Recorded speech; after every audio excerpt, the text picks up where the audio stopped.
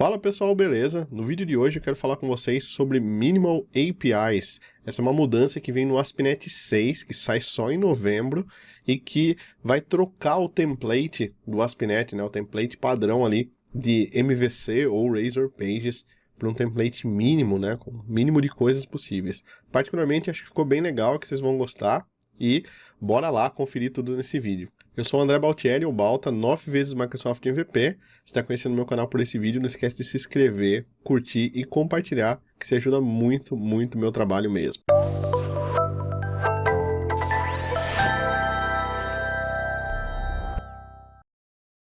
Antes de começar esse vídeo, eu quero te convidar para um evento muito especial, que é o Balta.io Experience, que acontece entre os dias 17 e 27 de novembro, online, ao vivo e gratuito, onde eu vou receber vários convidados super especiais para a gente bater um papo sobre desenvolvimento de software e carreira. Nesse evento eu vou realizar um bootcamp com 5 masterclasses, mostrando um cenário completo full stack com C#, ASP.NET, Entity Framework Core, Blazor e Maui. Então já corre se cadastrar para não perder nada. balta.io/experience, o link está aqui na descrição do vídeo. Perfeito, então, pessoal. Eu estou com o meu terminal aberto aqui e eu vou executar aqui um .NET Version. Tá? Eu estou usando a versão 6.0 sem RC1 do ASP.NET, tá? Do .NET, na verdade. A versão 6 RC Release Candidate do .NET, tá? E tudo que eu vou fazer aqui é .NET New Web, para criar um novo projeto web, -O, e eu vou chamar esse projeto de Mini To Do, tá? Nota que ele criou o projeto rapidão, né? Nota que ele não teve nem... Ele nem pensou muito para criar o projeto, e vocês vão entender por quê quando eu abrir esse projeto aqui. Então ele levou, na verdade, 63 milissegundos, isso porque ele só vai criar um arquivo program.cs, tá? Um ponto importante, vou voltar aqui para a câmera para explicar, um ponto importante que aconteceu nessa mudança foi que o template, ele tirou toda aquela necessidade de models, views, controllers e qualquer outra coisa no ASP.NET. É importante ressaltar que isso ainda existe. Você pode executar um comando .NET New MVC, por exemplo, e criar um projeto MVC, só que o projeto web padrão, ele vai vir zerado, vai vir vazio. Se vocês me acompanham há algum tempo, vocês sabem que eu gosto de limpar tudo do projeto, né? Eu sempre crio o mais básico possível e vou adicionando o que eu preciso. Eu acho que é uma forma excelente de se começar um projeto. Tudo bem quando você está estudando e você não tem o norte, você quer começar o MVC ali e já ter um guardrail. Acho que isso é importante ter esse template de projeto, mas uma das coisas que eu particularmente sentia falta no ASP.NET, que veio com essa mudança, é um template muito mais vazio, zero assim, que você pode construir ele, criar ele do zero, sem CSS, sem HTML, sem nada. Você diz se você quer API, se você quer web, se você quer montar do jeito que você quiser. Então, nessa parte, eu acho que foi uma mudança boa, tá? E a ideia dos Minimal APIs também é brigar com projetos, por exemplo, Node, Python, Go, que são projetos mais simples. Então, para você criar uma API no Node, você precisa de 4 ou 5 linhas de código, né? Hoje você tem isso no ASP.NET também. Então, essa é basicamente a ideia por trás dos Minimal APIs. Vocês vão ver que a gente vai construir uma API aqui, uma API que eu vou fazer um create e read aqui, não vou fazer update e delete, porque eu acho que não tem necessidade, mas a gente vai fazer um create e read com Entity Framework. Vamos usar também SQLite para ter a nossa base de dados, vamos usar Migration, todos os recursos do ASP.NET, só que ainda assim a nossa API vai ficar mínima, tá? O mínimo possível de informações aqui. Se você quiser usar MVC aqui dentro, você pode. Se você quiser usar SignAware, você pode. Mas a motivação por trás é, de fato, trazer um projeto mais enxuto, que, particularmente, eu acho que é muito bacana, tá? Então, começa sempre do mais básico e acrescenta o que você precisa. Isso, claro, se você já souber o que você precisa. Se você está estudando, segue as documentações, segue a linha de raciocínio ali dos projetos que já vem os templates, né, que vão te ensinar a base ali. É muito importante saber MVC, CQRS, entre em outras coisas de arquitetura, tá? Não é para descartar isso, mas é legal ter essa opção de criar um projeto menor. Tá bom? Vamos voltar para o código então. Deixa eu trazer meu Visual Studio 2022 aqui e vou abrir aquele projeto, tá bem? Então estou com ele aberto aqui dentro do Visual Studio 2022, que já dá suporte para o ASP.NET 6. Inclusive você podia criar esse projeto aqui por dentro do Visual Studio. se você quisesse. E a primeira coisa que a gente nota é que a solução realmente não tem nada. Ele só trouxe um program.cs pra gente aqui, o que particularmente pode causar uma certa estranheza, né? Fala, nossa, mas e o startup.cs e algumas outras coisas, Model View Controller que eu tinha, né? Calma, a gente vai dar uma boa olhada nesse cara aqui, tá? Mas assim, o program.cs tá aqui, é tudo que a gente precisa para executar uma API. E, acredite se quiser, tá? Eu vou minimizar esse aqui do lado, tá? Essas 7 linhas de código aqui, 7, 6, 5, 4, né? Se eu eliminar as linhas em branco, 4 linhas de código aqui, elas são a nossa API. Então aqui eu já tenho uma API criada.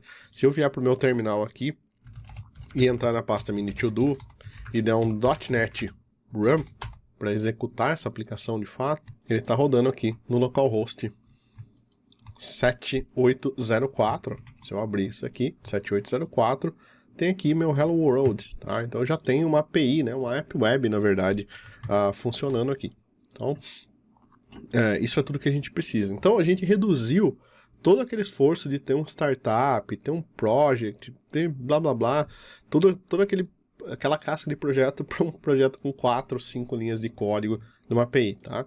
Então tudo que a gente precisa é construir o nosso servidor web. Então se você vem do Node, por exemplo, você já fez o curso nosso de Node gratuito do site, você sabe que a gente cria a aplicação por lá, né? Cria um servidor web, então esse aqui ele está criando um Create Builder, né? Um servidor web standalone, no caso, que está rodando, no nosso caso, ali na porta 7084, tá?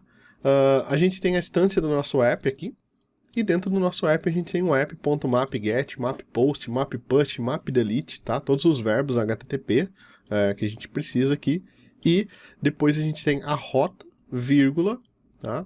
E a função que a gente vai chamar, que no caso aqui é uma função anônima, tá vendo? Anonymous function. Depois a gente põe o nosso app para rodar. Então, essa é a estrutura de um minimal API aqui dentro do ASP.NET, tá? Isso é tudo que você precisa para rodar sua aplicação web. Mas, obviamente, a gente não vai parar por aqui nesse vídeo, né? Você não veio até aqui nesse vídeo para parar por aqui. Vou clicar com o botão direito aqui e vou adicionar uma nova pasta. Tá? Vou chamar ela de Models, tá? Então vamos ver como que a gente evolui essa aplicação aqui para um modelo um pouco mais parecido com o MVC. Não vamos criar controllers aqui, mas vai ser já um pouco mais parecido com o MVC, tá?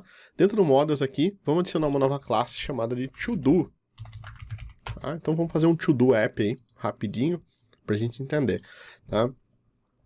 Outro ponto legal, tá? Então, estamos aqui, eu gosto, ainda vou separar os arquivos, não criaria uma API toda dentro do program.cs, porque eu acho que fica muito bagunçado mesmo, tá? Mas se você quer algo rápido e direto, tem aqui. Mas, no caso aqui, estamos separando em modelos já, esses modelos vão representar os nossos dados já. E algo legal do C# é que a gente já tem os top level aqui, então eu posso deixar minha classe direta aqui em cima, tá? Não preciso declarar namespace nem nada aqui, e ao invés do class, eu vou usar aqui um record, que também é um recurso novo do C#, tá? E o record, eles são basicamente estrutura de dados, mas que permitem que a gente tenha a herança e alguns outros recursos da orientação objeto. Então eu posso vir aqui no meu record e já usar a declaração via construtor, que é outra coisa nova no C# também, tá? Então eu posso colocar aqui um guide.id, um string title, e coloco um bool done, tá? Para saber se a tarefa foi concluída ou não, tá? E aqui a gente tem o nosso record, tá? Então, public record to do, então não vai ter comportamento, não vai ter nada. É um caso sensacional para ser um record, tá? Aí entra a parte legal do ASP.NET aqui. Tudo que a gente tinha do ASP.NET continua no minimal APIs, tá? Ou nas APIs mínimas, no web mínimo aqui que a gente tem, tá? Que não faz só API, pode ser um projeto web também. Então, um recurso bacana que eu gosto muito do ASP.NET é a conversão que ele faz de JSON e para JSON. Então a gente pode tanto converter um objeto para JSON, para jogar ele para a tela, quanto receber um JSON da tela e converter para um objeto. Afinal, a gente está trabalhando aqui no C# com objetos, né? Arquivo .cs, uma linguagem fortemente tipada, então a gente precisa dessa conversão do JSON para cá. Tá? Então, como que a gente faz para retornar um objeto aqui? Tá? Então, ao invés de retornar um item só, eu vou abrir e fechar chaves, e eu vou colocar aqui um return, tá? E dentro aqui eu já tenho results, tá? Esse results é um próprio objeto do ASP.NET que permite que a gente retorne resultados HTTP. Então results, ponto, tá? Eu tenho OK, eu tenho bad request, eu tenho not found, tá? No content. Então todos os resultados HTTPs que a gente tinha no ASP.NET comum a gente tem aqui dentro. Então eu vou dar um return OK, tá? E aqui em cima eu vou criar o meu var todo igual new todo, tá? E aqui eu vou colocar o guide.newguide para criar um novo ID. O título eu vou colocar como ir à academia, tá? E o done eu vou colocar como falso, porque ainda não fui hoje, mas irei até o fim da tarde. Vamos retornar o nosso to-do aqui, tá? Vou salvar isso aqui, vamos voltar para o nosso terminal, vou dar um clear. Eu vou dar um .NET watch run aqui, para ele ficar com o hot reload ativo. Então, quando eu salvar as mudanças no C#, ele vai automaticamente atualizar aqui para mim, tá? Ele vai automaticamente reiniciar minha aplicação, eu não preciso ficar aqui, hot restart, na verdade, tá? Ou, se eu quiser, eu posso dar o Ctrl+Shift+R aqui, esse é um recurso que está presente no .NET como um todo, tá?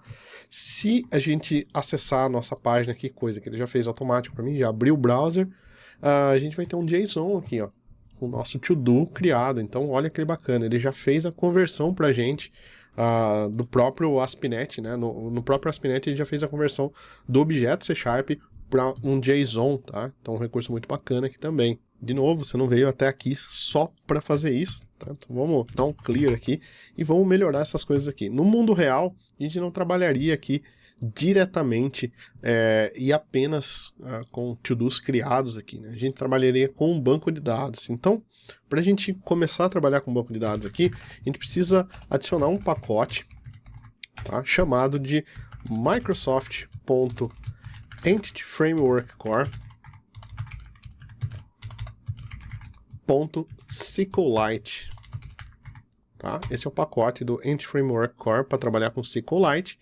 E para a gente gerar as migrações do nosso banco, a gente precisa do Entity Framework Core. Tá, deixa eu dar um clear aqui para ficar melhor para vocês. A gente precisa do Entity Framework Core.design. Tá? Esse é o pacote que a gente precisa para gerar migrações aqui dentro. Então, tudo nos trinks aqui, tudo ok. Com o nosso pacote, a gente já pode voltar aqui e começar a criar uma nova pasta chamada de data. Tá? E dentro para organizar melhor, né? Não vamos deixar tudo bagunçado. E dentro dessa pasta data aqui, vou adicionar uma nova classe chamada de appdbcontext. Tá? Um dbcontext ou um datacontext é a representação do nosso banco de dados em memória. Tá? Esse é o único arquivo que o Entity Framework precisa para poder trabalhar. E aqui a gente vai herdar de dbcontext. Tá? Então, fazemos a herança aqui do dbcontext. Tá? Ctrl ponto aqui para importar o dbcontext do Entity Framework Core, tá bom? Então, se isso é a representação do nosso banco de dados, a gente pode vir aqui dentro e criar uma propriedade do tipo db set, tá? Do nosso to-do, que é um record, mas o Entity Framework suporta, tá? Chamado de to-dos, tá? Esse aqui é a representação da nossa tabela, tá? Então, enquanto um é a representação do banco, esse aqui é a representação da nossa tabela. E tudo que eu preciso aqui para inicializar o meu contexto é sobrescrever o método onConfiguring. Então, protected override void onConfiguring. A gente vai receber um objeto do tipo dbContextOption, que são as opções, tá, que a gente tem para trabalhar com banco de dados dentro do Entity Framework Core. E essas opções eu estou falando, ó, usa o SQLite. Putz, quero usar SQL Server, Balta. Então tem que instalar o pacote Entity Framework SQL Server e aqui usar o SQL Server, passando a connection string, tá? É a única mudança que tem aqui dentro dos bancos suportados pelo Entity Framework Core, tá? Data source igual app.db, e nota que esse banco aqui não existe, não tem nenhum app.db, a gente vai fazer ele já, e vamos usar cache compartilhado nele aqui, tá bom? Então, fazendo isso, o nosso appdbcontext ele está criado aqui, tá? Isso é tudo que o Entity Framework precisa para trabalhar, para a gente trabalhar com o Entity Framework com banco de dados aqui no .NET. Agora a gente precisa configurar ele aqui, tá?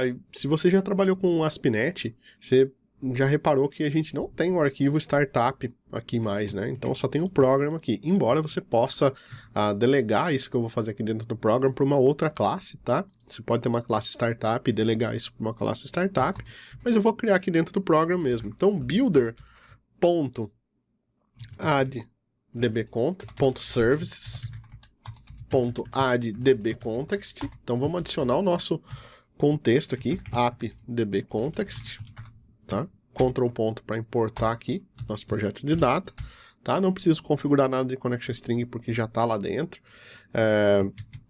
Beleza?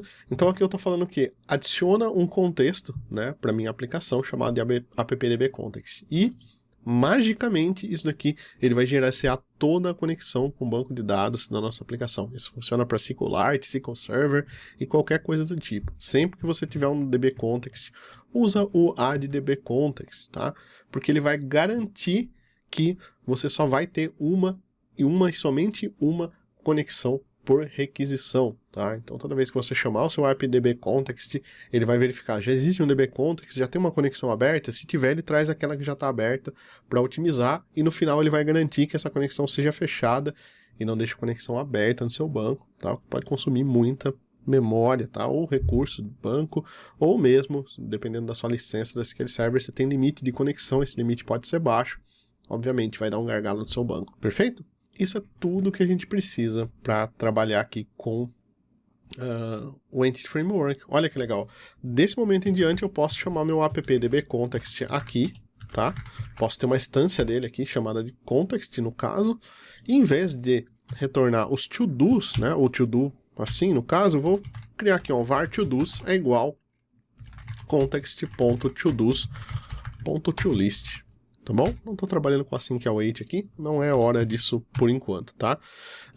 Eu vou melhorar esse método aqui, e ao invés de app.mapget, eu vou colocar mapget na raiz, né? Eu vou colocar v1/todos, versão 1 todos, tá? E aqui a gente vai retornar os nossos todos, tá bom? Vamos executar aqui um .NET What You Run novamente, tá? Eu pausei porque eu precisava adicionar os métodos. Tá bom? Se a gente vier aqui no v1/todos, tá? Ele vai dar erro, obviamente, porque não existe a tabela todos, a gente não gerou o banco aqui ainda, tá? Então, dá um pause aqui, vou dar um clear, obviamente, tá? Não tem o banco, embora ele tenha tentado gerar aqui, eu vou deletar esse banco para a gente trabalhar com as migrações aqui no Entity Framework Core, tá? Então, para a gente trabalhar com as migrações no Entity Framework Core, a gente vai começar aqui executando um .NET EF Migrations Add, tá? Initial Creation, tá? Criação inicial do banco. Então, eu vou criar uma migração chamada de Initial Create. Ele vai fazer o quê? Ele vai olhar para o meu contexto, vai olhar para os meus itens e vai gerar um script aqui, tá? Numa pasta chamada de Migrations. Essa pasta não existia, então ele gerou. Tá? E ele vai gerar aqui um snapshot do banco, tá? Ele vai gerar os scripts para criar esse banco aqui, tá? Que não existe aqui ainda. Então, esquece o demo anterior que eu pulei etapas. Aqui, se você olhar nessa classe aqui, ele tem, de fato, ó, o Model Builder, Entity To-Do, as propriedades que ele vai gerar, o formato que ele vai gerar, tá? Não mexa nessa classe aqui, tá? Veja depois a parte de mapeamento do Entity Framework. Essa classe é uma classe gerada, então não é legal mexer nela. Tá? E aqui tem um script para qual tabela que ele vai, o que ele vai precisar fazer, então ele já deixou tudo preparado para a gente aqui. Tá? Para a gente atualizar ou gerar o banco, né, ou atualizar o banco se for o caso, você pode usar o .NET EF Database Update. Tá? Dessa forma ele vai pegar aquele script e vai executar. Se o banco não existir, ele vai criar, tá? Que foi o nosso caso aqui. Se a gente olhar aqui, ele criou agora um app.db. Tá? Então, nosso banco aqui está criado. Vamos executar aqui com .NET What Run. Executar essa aplicação aqui. Tá bom? v1/todos. E ele trouxe aqui, ó, vazio, porque obviamente não tem nenhum to-do cadastrado, mas ele já foi buscar no banco, né? Então já estamos trabalhando com banco de dados aqui dentro. Mas, obviamente, você não veio aqui só para fazer esse básico do básico, né? E se eu quiser trabalhar, por exemplo, com o conceito de view models, então eu não quero... A gente fez o get, mas eu quero fazer o create baseado no cenário com view models, onde eu recebo, por exemplo, só o título do do meu to-do, gero esse to-do, salvo ele no banco, tá? E com validações, com alguns itens a mais, tá? Então, o que a gente pode fazer aqui? Botão direito, nova pasta, chamada de View Models. E nas nossas View Models aqui eu vou adicionar uma nova classe chamada de Create To-Do View Model, tá bom? Para executar as validações aqui, eu vou pausar o nosso projeto e eu vou instalar um pacote que eu criei chamado de Fluent, justamente para executar essas validações. Ele vai criar essas validações de uma forma simples e fácil aqui, tá? Então vamos pegar a nossa classe aqui, tudo que ela tem que fazer é herdar de notifiable, tá? Ou notifiable, tá? Que está dentro do Fluent.notifications, e esse daqui é um genérico. Eu vou usar a notificação genérica do Fluent aqui, então depois vocês podem olhar a documentação para entender um pouquinho melhor. Isso aqui é a parte do Fluent, tá? Tudo que a gente precisa aqui é de uma propriedade do tipo string chamada de title, tá? É o título só da nossa tarefa. Concluída ela nunca vai ser, se eu estou criando a tarefa agora ela não vai ser concluída, e o ID a gente consegue gerar um ID randômico para ela, tá? Então não preciso do ID e não preciso do title aqui, perfeito? Para facilitar, tá? Eu não consigo salvar esse create to do no banco, tá? Se a gente vier aqui e tentar usar o context, tá? O context.add.todos.add, ele vai sempre pedir para a gente um to-do, tá? Uma entidade do tipo to-do. Então eu não consigo passar aquela view model direto. Então para facilitar aqui eu vou criar um método, tá? Esse método aqui eu chamei de map_to, tá? Então public to-do map_to, e ele vai fazer uma verificação aqui, já vou mostrar para vocês, tá? E depois ele vai retornar aqui o nosso to-do, tá? Então ele vai retornar de fato uma entidade aqui do to-do. Então public to-do map_to, tá? Então ele retorna o nosso record aqui. Deixa eu dar um Ctrl ponto aqui, tá? Aqui dentro entra as notificações do Fluent. Então eu vou adicionar as notificações, tá? E eu posso adicionar as notificações baseadas em um contrato. Posso fazer de várias formas isso aqui. Posso fazer assim, var contract igual esse novo contrato aqui. Vou criar um contrato, tá? E adicionar esse contrato aqui embaixo, por exemplo, tá? Acho que fica melhor aqui. Então eu criei um contrato aqui em cima, baseado nas minhas notificações, tá? E esse contrato ele requer que o título não seja nulo, tá? Is not null title, tá? E que ele seja maior que 5. Então o título tem que conter mais que 5 caracteres, tá? Então esse é o contrato que eu defini aqui, tá? Igual se fosse um contrato de prestação de serviço mesmo. Depois aqui embaixo eu usei o método addNotifications para acumular essas notificações, tá? Passando o meu contrato aqui. Então basicamente é assim que o Fluent funciona. Depois eu retornei aqui um new to-do, tá? Então a gente já tem tudo para criar o nosso método app.map_post, tá? Então a gente vai fazer um post aqui agora, tá bom? E no post a gente vai esperar também duas situações, tá? Uma função anônima, tá? E uma rota. Então vamos pegar aqui a rota de cima, ó, v1/todos, que vai ser a mesma. Eu posso ter rotas iguais com verbos diferentes aqui no REST, tá? E aqui a gente vai receber o nosso create to-do view model, tá? Que é o nosso model aqui. Ctrl ponto para importar ele. A gente vai precisar aqui também, vou quebrar de link para ficar mais fácil, do nosso appdb context, tá bom? Não importa a ordem que a gente coloca aqui. Aqui dentro, então, vamos primeiro criar o nosso to-do aqui. Então, var to-do é igual model.map_to, tá? Então, fazer um mapeamento para o to-do, tá? E dentro do model, tá? Como a gente herdou do Fluent lá, das notificações, a gente tem o notifications, tá? E a gente tem um outro método chamado de isValid, para saber se ele é válido ou não. Então, aqui, se o model.isValid for false, tá? Se ele não for true, né? Estou negando ele aqui, eu vou retornar results.bedRequest e model.notifications vai ter aquelas notificações que a gente definiu no contrato aqui, tá? Então, se no nosso contrato a gente colocou informe o título da tarefa, o título deve conter mais que 5 caracteres, essas notificações elas vão estar contidas aqui dentro do model, tá? Retornei o result. Se tudo der certo, eu preciso inserir isso aqui no banco de dados. Como que eu faço isso com o Entity Framework?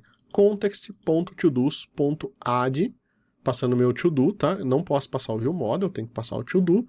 E depois context.savechanges, né? Vamos salvar as mudanças aí. Se vocês esquecerem dessa linha aqui, tá? Ele não vai funcionar, tá? Porque a gente tem que, de fato, executar o commit aqui. Ele é como se fosse transacionado. Se tudo deu certo, a gente vai retornar results.created, tá? Isso aqui vai resultar no HTTP status code 201 e ele precisa da URL onde isso tudo foi criado e o objeto que foi criado, tá? Então, ele vai ser criado aqui no v1/todos/ o ID do to-do que a gente acabou de criar e eu estou passando esse próprio to-do aqui. Essa URL aqui não existe, mas não tem problema, tá? A gente não criou ela aqui, fica até de lição de casa para vocês criarem aí depois, tá? Ctrl+KD aqui para identar o código bonitinho. Tá ok? E agora eu vou pegar meu Postman aqui para a gente poder fazer uma requisição do tipo post para cá, tá? Vou dar um clear aqui, vou dar um .NET watch run, caso eu preciso mudar. Esse é um outro ponto que aconteceu comigo já, até numa demo online que eu fiz disso aqui. Por algum motivo, quando eu crio, quando eu adiciono o Flunt aqui, ele gera um outro projeto, .cs, então vou abrir isso aqui com o Explorer, tá? Esse mini to-do aqui. Tá? E notem aqui que ele criou um mini to-do backup aqui. Não sei por que ele está criando isso, mas estamos num release candidate ainda. Então, bugs podem acontecer, tá? Vamos dar um .NET Watch Run aqui no nosso projeto. Ele não achou o Flunt, deixa eu só vir aqui no meu... que acho que ele criou no projeto errado. Deixa eu dar um .NET Add Package Flunt. Ok, agora, vou dar um clear. E vou dar um .NET Watch Run novamente. Ele criou no projeto. Tá rodando aqui, não vai achar nada nessa URL. Deixa eu copiar essa URL aqui que a gente vai usar ela já, tá? Vamos fazer um get aqui. Eu já tinha testado isso aqui antes. Tá? Fazer um get, ó, não existe nenhum item aqui. Tá? Não tem nenhum item. Como a gente pode ver, tá vazio.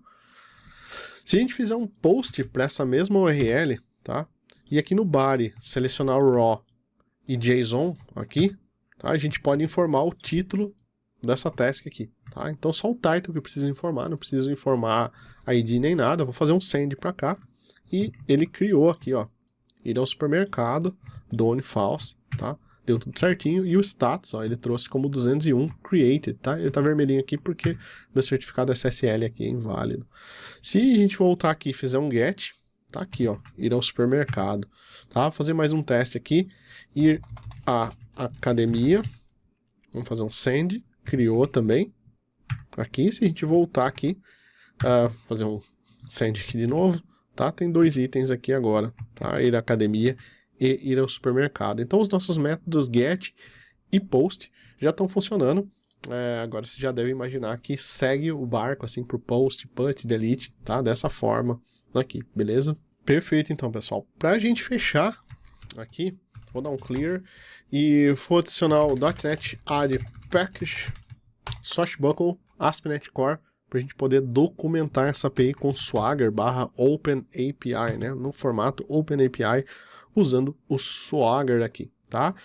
Adicionei o pacote. E novamente, para a gente trabalhar com Swagger aqui, a gente precisa de novo do builder.services.add_endpoint_explorer e add Swagger_gen, tá? Então essa é a configuração que a gente faz aqui para adicionar os serviços do Swagger. E aqui embaixo do app, a gente vai utilizar o use Swagger e o use Swagger UI, tá? Então essas 4 linhas de código aqui, elas vão dar suporte ao OpenAPI aqui na nossa aplicação. Se a gente voltar aqui e rodar essa aplicação de novo, o .NET Watch Run, ele vai abrir o nosso browser e agora a gente pode navegar para o swagger/index.html para ter a documentação da nossa API. Então o get e o post a gente consegue fazer por aqui agora, tryout, tá? A gente pode vir aqui, ó, ele trouxe, tá? O post também, a gente pode vir aqui tentar um tryout, meu teste, tá? E fazer um execute aqui, tá? Então meu teste veio aqui, tá? Mas ele perdeu os esquemas aqui, tá? Ele não tem os esquemas aqui, ele não sabe o que retorna da API, o que vai para a API, tá? Ele não tem essas informações. E um recurso legal dos Minimal APIs aqui é que a gente pode trabalhar com os map gets aqui, eles são quase que cumulativos aqui. Se você quiser, por exemplo, permitir acesso anônimo aqui, você pode colocar o Allow Anonymous, tá? Então os verbos que a gente tinha, né? Aqueles decoradores que a gente tinha aqui, tipo Allow Anonymous, né? Aqueles outros itens que a gente tinha nos controllers, eles desceram aqui, tá? Então a gente pode usar Allow Anonymous, você pode usar o Authorize, tá? O atributo para requerir autenticação ou autorização, e você pode usar o Produces, tá? O Produces aqui, por exemplo, eu posso dizer que esse item aqui, ele produz um tipo to-do, tá? Então, se eu fizer essa mudança aqui, vamos ver se ele vai, ó, pegou já com Hot Reload minhas mudanças aqui. Se eu vier no Swagger agora e atualizar minha tela, no Get aqui, dá um Ctrl C aqui parar, deve ter ficado no cache alguma coisa, .NET Watch Run, /Swagger /index, tá? No método get aqui agora, ele tem o exemplo nosso, tá? Então ele já trouxe o esquema aqui, tá? Então a gente já consegue ter um esquema aqui, já ter a visualização do que esse item produz, do que ele espera para entrar, tá? Então fica bem legal, tá bom? Então é isso aí, pessoal. Espero de coração que vocês tenham gostado dessa mini aula aqui, né, de Web API / Minimal APIs no ASP.NET Core, recurso que particularmente eu gostei bastante, então por isso eu resolvi mostrar para vocês aqui, tá bom? Então não esquece de deixar seu comentário aqui, dizendo que você gostou, né, se você gostou ou não do Minimal API, se você vai usar para os seus próximos projetos, tá? Sua opinião é muito importante aqui. Um abraço e até o próximo vídeo.